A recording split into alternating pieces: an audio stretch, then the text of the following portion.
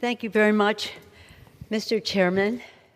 Thank you, Mr. Speaker, for your leadership. I rise today in strong support for the Respect of Marriage Act, an historic step forward in Democrats' fight to defend the dignity and equality of every American.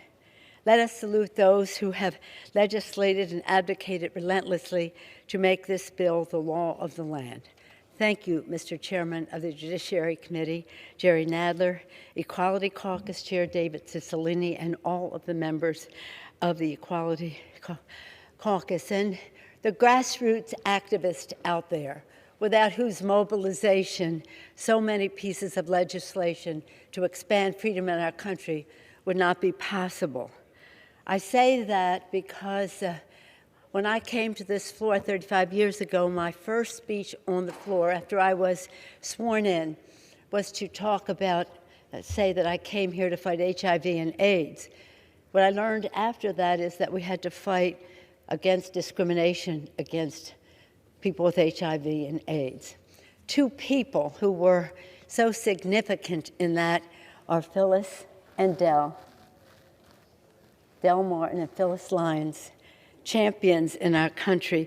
Well, I'll talk about that in a moment. First, I want to salute the Senate for its strong bipartisan legislation under leadership of Chuck Schumer and Senator Tammy Baldwin, and the bipartisan strong support that this House gave the legislation to send it over to the Senate.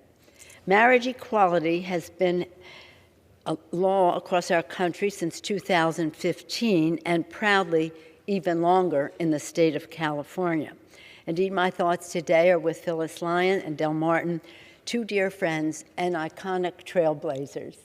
I've brought their picture to the floor time and time again to talk about freedom and dignity and respect so many times. Nearly 2 decades ago, their enduring love made history as they joyfully said their vows in San Francisco City Hall, the first. In the years since, the same euphoria has blessed couples and bonded families in every corner of America. And yet, since the Supreme Court's monstrous decision overturning Roe v. Wade, right-wing forces have set their sights on this basic personal freedom. In his concurring opinion, Clarence Thomas explicitly called on the court to reconsider its ruling in Obergefell. While his legal reasoning is twisted and unsound, we must take Justice Thomas at his word and the hateful movement behind him at their word.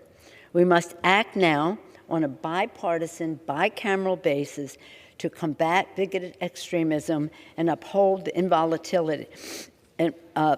inviolability of same-sex and interracial marriages. Once signed into law, the Respect for Marriage Act will help prevent right-wing extremists from upending the lives of loving couples, traumatizing kids across the country, and turning back the clock on hard-won progress. This legislation takes several steps to uphold marriage equality under federal law. First, it tears the bigoted, unconstitutional Defense of Marriage Act off the books for good.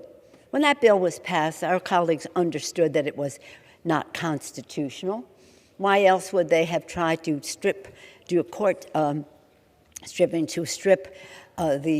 judicial review of Defense of Marriage Act if they thought it could take the test of judicial review? Today's vote will codify a legal reality already handed down by the Supreme Court and ensure DOMA can never again be used to justify hateful discrimination. Second, the Respect for Marriage Act will enshrine married couples' right to equal protection under federal law, from tax filings to Social Security to bereavement and veterans' benefits. Third, this legislation will require that every state recognizes all valid out-of-state marriages, regardless of any heinous restrictions imposed by particular state law. This legislation is the latest step in House Democrats' fight to win full equality for LGBTQ Americans and forge a more perfect union that our children and their children, all of our children deserve. Fighting alongside tireless advocates, we transformed the fight against HIV/AIDS here at home and around the world. And I thank President Bush for his leadership in that regard as well. All of our presidents, well, up until a certain point. We tossed don't ask, don't tell into the dustbin of history. We enacted fully inclusive federal hate crimes legislation, including Americans from the scourge of bigoted violence with the Matthew Shepard Act. And our friend Barney Frank, our former colleague, is here, was so instrumental in passing that legislation. And today, we will include marriage equality into federal law now and for generations to come. I'm just going to speak personally for a moment because, as I mentioned earlier, my first words on the floor of this House were about fighting against HIV and AIDS and the discrimination that goes with that. My final bill as Speaker the first time, one of the final bills that I signed was the repeal of Don't Ask, Don't Tell.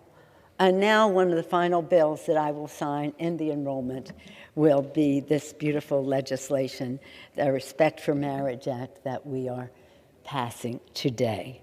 Today, we stand up for the values the vast majority of Americans hold dear, a belief in the dignity, beauty, and divinity, spark of divinity in every person, an abiding respect for love so powerful that it binds two people together.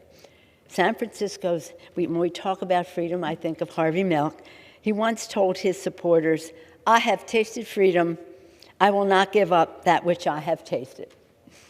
Yes, today this chamber proudly stands with forces of freedom, not going back, and justice. Mr. Speaker, I urge a resounding bipartisan aye vote in favor of the Respect for Marriage Act in loving memory of Del Martin and Phyllis Lyons, my dear friends and iconic pioneers, and urge a strong bipartisan vote. I yield back. Thank you.